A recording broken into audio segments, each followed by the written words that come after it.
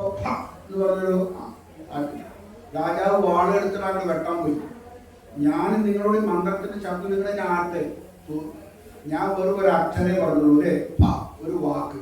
അത് നിങ്ങളുടെ ഉള്ളിൽ ഇത്രയധികം വികാരങ്ങൾ ഉണ്ടാക്കാൻ പറ്റുമെങ്കിൽ എത്രയോ ഋഷീശ്വരന്മാര് തപസ്സിരുന്ന് ഉണ്ടാക്കിയ നമ്മുടെ ഈ വാക്കുകളിൽ എന്തുമാത്രം ശക്തിയുണ്ട്. മന്ത്രത്തിന്റെ ശക്തി അതാണ്. നമ്മളെങ്ങനെ എടുക്കുന്നത്? ഒരു വാക്കില് രാജാവ് തലവെട്ടാൻ വന്നു, അല്ലേ? ഒരു വാക്ക് പറഞ്ഞപ്പോ വെട്ടാം. അപ്പൊ പറയണ അപ്പൊ ആ രാജാവ് പിന്നെ അങ്ങനത്തെ ശിഷ്യനായി നമസ്കരിച്ചു. മന്ത്രത്തിന് ശക്തിയുണ്ട്. എന്തുകൊണ്ടാണ് മന്ത്രം ശക്തി ഇല്ലാതെ നമുക്ക് തോന്നുന്നത്? അത് സ്വീകരിക്കാനും വേണേ, അല്ലേ? അധികാരി ഭേദം എന്ന് പറയും. നമ്മളെ അധികാരിയാവണം, അല്ലേ? ഒരു കഥ ഞാൻ പറയണ്ടേ, ഈ അധികാരിയാണെങ്കിലേ പറ്റുള്ളൂ. ഒരു സ്ഥാനത്ത് ഇരുന്നപ്പോ വിദ്യാഭ്യാസം ഇല്ലെങ്കിലും മന്ത്രി കസേരയിൽ ഇരുന്ന മന്ത്രിയായി, ഇല്ലേ? വിദ്യാഭ്യാസം വേണ്ട, കസേരയിൽ ഇരുന്നാൽ മതി. അപ്പൊ ആ അധികാരി പറയാൻ പറ്റുമോ? സ്കൂൾ പഠിച്ചിട്ടില്ല പറഞ്ഞാൽ നമ്മളോട് വിദ്യ പറയുമ്പോ പറ്റില്ല എന്ന് പറയാൻ പറ്റുമോ? എന്ന കൂട്ടത്തിൽ. പക്ഷെ ആത്മീയത അതല്ല. ആത്മീയതയിൽ അധികാരിയാവണമെങ്കിൽ ഒരു വാക്ക് പറഞ്ഞാൽ വാക്ക് അകത്ത് പോയിട്ട് പറയും, ഇവിടെ ഇരിക്കാൻ പറ്റില്ല, ഒരു പുറത്തേക്ക് പോകും. നമ്മുടെ ഉള്ളിൽ വാക്ക് അകത്തു കൂടെ പോയാൽ നെച്ചൂര് പറഞ്ഞ കൂട്ടത്തിൽ അകത്തു കൂടെ അതൊക്കെ ജനം പോകും, പോയി ജനം പോകും. അത് അവിടെ ഇരിക്കണമെങ്കിൽ അതിനുള്ള യോഗ്യത നമുക്ക് വേണം. നമ്മൾ രാമാന്ന് പറഞ്ഞാൽ അത് വിദ്യ പോയിട്ടുണ്ടാവും. കാരണം അല്ലെങ്കിൽ ആ രാമശബ്ദം നമ്മുടെ ഉള്ളിലിരിക്കും. അപ്പൊ ഇവിടെ സ്വരൂപത്തെയും മനസ്സിനെയും യോജിപ്പിക്കുന്നതാണ് രാമ. നമ്മൾ രാമ എന്ന് പറയുമ്പോൾ നമ്മുടെ മനസ്സും ഉള്ളിലും ആ ബോധം അന്തർമുഖമായിട്ട് പോയി കഴിഞ്ഞാലാണ് നമ്മൾ ചെയ്യുന്നത് ആ രാമയ്ക്ക് വിലയുണ്ടാവും. അല്ലാണ്ട് വെറുതെ നമ്മൾ 1000 നാമം ജപിച്ചിട്ടോ രാമായണം 10 കമ്പ് ഓടിച്ചിട്ടോ ഒന്നും രാമായണം നമ്മുടെ ഉള്ളിൽ കൂടെ പോയില്ല. ഒരു പ്രാവശ്യം അത് മനസ്സിരുത്തി അതിനകത്തുള്ള ഓരോരോ, അല്ലേ, തുടക്കം മുതൽക്ക് ഓരോ കാണ്ഡത്തിലും അതിലൊക്കെ നോക്കിയിട്ടുണ്ടോ? ഇന്നലെ അവസാനത്തെ പരസ്തുതി ഉണ്ടല്ലോ, ഒരാൾ പറഞ്ഞു പരസ്തുതി വായിക്കേണ്ടവർ രാമായണം. പരസ്തുതി വായിച്ചിട്ട് യുദ്ധകാണ്ഡം സമാപിക്കണമെങ്കിൽ ആ പരസ്തുതി വായിക്കണം. അപ്പൊ ഞാൻ എല്ലാ സ്തുതി അതിന്റെ സ്തുതി കഴിഞ്ഞാലും ശ്രീരാമൻ തന്നെ പറയില്ലേ, നമ്മൾ രാഘവ ആദ്യത്തെ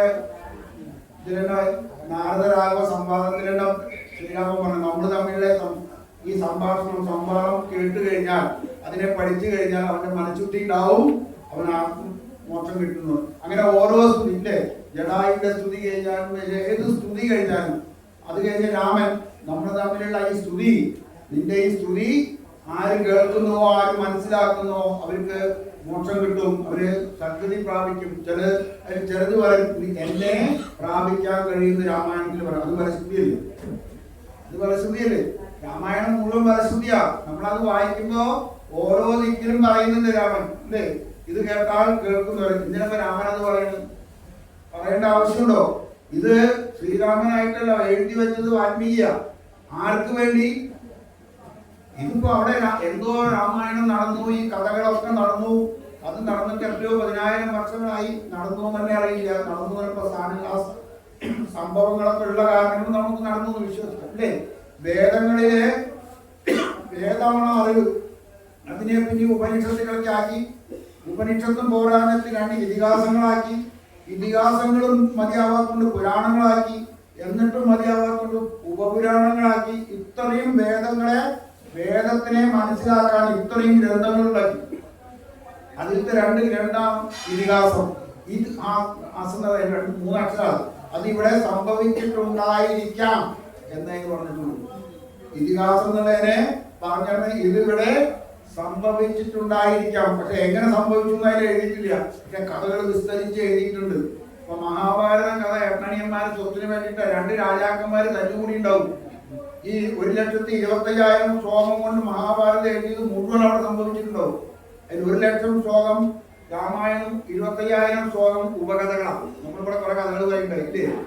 ഉപകഥകളുണ്ട്. ഒരു പട്ടിയുടെ കഥ പറഞ്ഞില്ലേ? ഒക്കെ ഉപകഥകൾ. അതിലത്തെ അമ്പലത്തിലെ പറഞ്ഞില്ലേ, ഓർക്കില്ലേ? പട്ടി ദിലീപ് രാജാവിന്റെ അടുത്ത് ഒരു പട്ടി പോയിട്ട് കംപ്ലൈന്റ് ചെയ്തു, കാല് കൊണ്ടിട്ട്. ഒരു ബ്രാഹ്മണനെയും കൊണ്ടുപോയിട്ട് ഈ ബ്രാഹ്മണൻ എന്റെ കാല് തല്ലി ഒഴിച്ചു കൊടുത്തു. അപ്പോ രാജാവ് ചോദിച്ചു ബ്രാഹ്മണനോട്, എന്തിനാ പട്ടിയുടെ കാല് തല്ലി ഒഴിച്ച്? എന്റെ അകത്ത് കയറി എന്റെ ഭക്ഷണം എനിക്ക് കഴിക്കാനുള്ള ഭക്ഷണം ആ പട്ടി കഴിച്ചു. അപ്പൊ ഞാനൊരു തല്ലു കൊടുത്ത് കാര്യം. അപ്പോ രാജാവ് ചോദിച്ചു പട്ടിയോട്, നീ എന്തിനാ പോയി ഭക്ഷണം കഴിച്ച്? അപ്പോൾ ഞാൻ തല്ലി നടക്കുന്ന പട്ടിയാണ്, എനിക്കാരും വിളിച്ച് ഭക്ഷണം തരില്ല. ഞാൻ നോക്കുമ്പോൾ വാതിൽ തുറന്നു കിടക്കണം, ഭക്ഷണം അകത്ത് ഇരിക്കുന്നു, ഞാൻ കയറി ഭക്ഷണം കഴിച്ചു.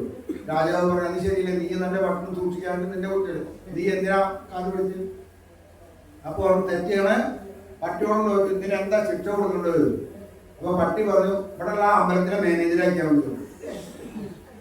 അപ്പൊ അതെന്താ അങ്ങനെ പറഞ്ഞു? ഞാൻ കഴിഞ്ഞ ജന്മത്തില് ഒരു അമ്പലത്തിലെ മാനേജറായിരുന്നു, അതുകൊണ്ട് ഈ ജന്മത്തിൽ ഒരു പട്ടിയായി ജനിക്കേണ്ടി വന്നു. അപ്പൊ ഇദ്ദേഹത്തിന് മാനേജറാക്കിയാൽ കഴിഞ്ഞാൽ അപ്പൊ അദ്ദേഹത്തിന്റെ കാര്യം ശുദ്ധ കിട്ടും.